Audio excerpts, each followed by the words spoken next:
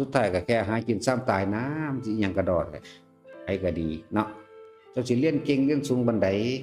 เจ้าสิเอาไปดูถูกเหยียดหยามคนเห็นหยังยิ่งดูถูกยิ่งเหยียดหยามตัวเองน่ะยิ่งต่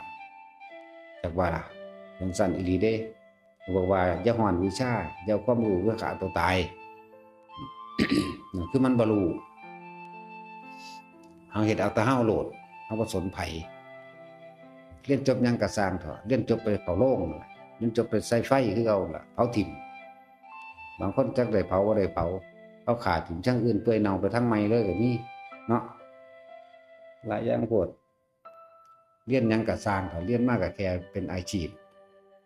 มาเลี้ยงเจ้าของเองยังเห็นแก่ตัวอยู่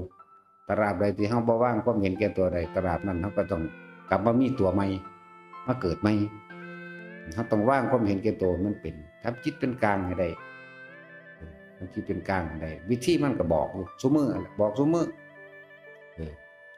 หาวิธีนั่นๆนี่ๆมาเว้าให้ฟังมาให้ตัวเองเปรียบเทียบเอาเองก็เปรียบเทียบให้เห็นเองด้วยตัวเองนั่นแหละว่าทั้งหลายทั้งปวงมันเฮ็ดให้กันบ่ได้คนบ่นั้นต้องเฮ็ดเอาเอง